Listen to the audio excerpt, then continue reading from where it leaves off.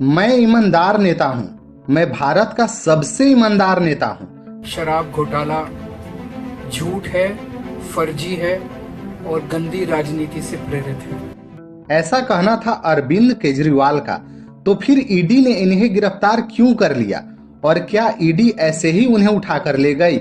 यह ईमानदार नेता ईडी की एक भी बात नहीं सुन रहे थे। ईडी ने इन्हें 9 बार समन भेजा और फिर 10वीं बार इन्हें गिरफ्तार कर ली। अरविंद केजरीवाल का ऐसा कहना है कि शराब घोटाला झूठ है, तो फिर क्या ईडी ने अरविंद केजरीवाल को यूं ही गिरफ्तार कर लिया? क्योंकि अरविंद केजरीवाल की गिरफ्तारी में या तो अरविंद केजरीवाल सही हैं या तो फिर ईडी सही है। खैर, इसका फैसला तो कोर्ट करेगी, लेकिन चलिए हम लोग जानते हैं कि आखिरकार अरविंद केजरीवाल को गिरफ्तार क्यों किया गया और इन पर किन किन तरह के आरोप लगे। 17 नवंबर 2021 को दिल्ली सरकार ने राज्य में नई शराब नीति या आबकारी नीति लागू की। इस पर दिल्ली के आम आदमी पार्टी की सरकार ने तर्क दिया था कि नई शराब नीति से 3500 करोड़ रुपए का फायदा होगा, लेकिन फिर इस नीति को जुलाई 2022 में वापस ले लिया गया। लेकिन ईडी का कहना है कि आम आदमी पार्टी की यह योजना पूरी तरह से घोटाले करने के लिए लाई गई थी, जिसमें आम आदमी पार्टी के नेताओं पर घोटाले का कई तरह के आरोप लगे। नई शराब नीति लागू होने से पहले दिल्ली में शराब की 60% दुकानें सरकारी थी, जबकि 40% दुकानें प्राइवेट थी। यह नीति लागू होने पर सभी दुकानें पूरी तरह से प्राइवेट हो गई। इस नीति के तहत राजधानी दिल्ली को 32 जोन में बांट दिया गया और यह तय किया गया कि हर एक जोन में 27 दुकान खोली जाएगी। इस तरह शराब की लगभग 850 दुकानें खोलने का प्रस्ताव रखा गया। कोई भी व्यक्ति जो शराब दुकान खोलना चाहता है, उसे सरकार से पहले लाइसेंस लेनी होती है।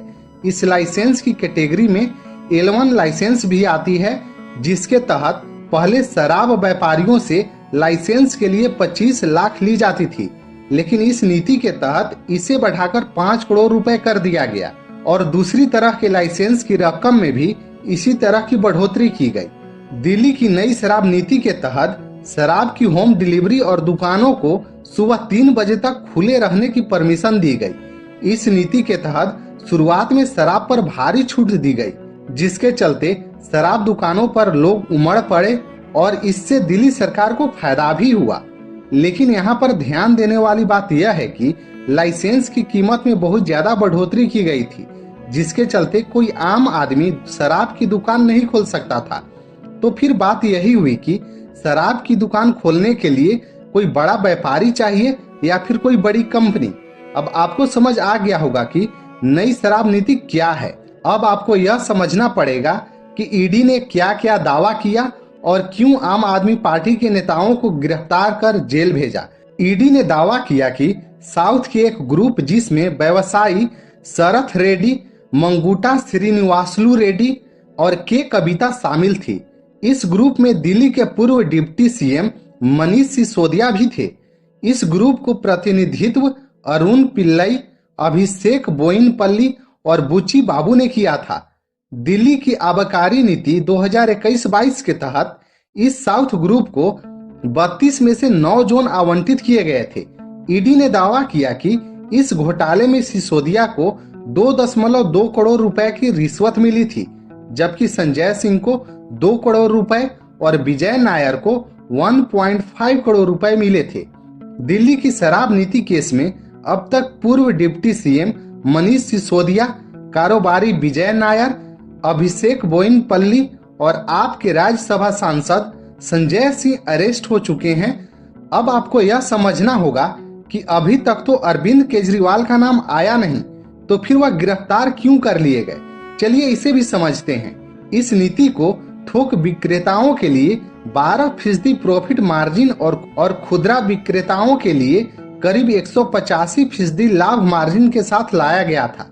ईडी ने आरोप लगाया कि साजिश के तहत जो मार्जिन 6% थी, उसे 12% अरविंद केजरीवाल के कहने पर की गई थी। इस तरह से अरविंद केजरीवाल का इन्वॉल्वमेंट इस केस में आता है और चूंकि पार्टी भी इन्हीं की है, तो इन पर आरोप लगना लाजमी सी बात है। और यह जो 6% मार्जिन बढ़ाया गया वह थोक विक्रेताओं से आम आदमी पार्टी के नेताओं को रिश्वत के रूप में वापस वसूल लिया गया और इस पैसे को पंजाब में हुए चुनाव में इस्तेमाल किया गया। और अंततः यही हुआ कि अरविंद केजरीवाल से पूछताछ करने के लिए ईडी ने एक के बाद एक 9 समन भेजे, पर अरविंद केजरीवाल कभी भी ईडी के सामने उपस्थित नहीं हुए और आखिरकार 10वीं समन के अनुसार 2 घंटे के पूछताछ के बाद अरविंद केजरीवाल को गिरफ्तार कर लिया गया। अब जैसे ही अरविंद केजरीवाल को गिरफ्तार किया गया, अलग अलग राजनेताओं के बयान भी सामने आने लगे। इस पर राहुल गांधी ने सोशल मीडिया एक्स पर पोस्ट करके कहा, डरा हुआ तानाशाह एक मरा हुआ लोकतंत्र बनाना चाहता है। इधर कांग्रेस अध्यक्ष मल्लिकार्जुन खड़गे ने कहा, भाजपा विपक्ष को हर तरह से चुनाव से पहले गैर कानूनी तरीके से कमजोर करने की कोशिश कर रही है। हालांकि राजनीति ऐसी ही होती है, आप अच्छा करें या बुरा, आरोप प्रत्यारोप तो चलता ही रहता है।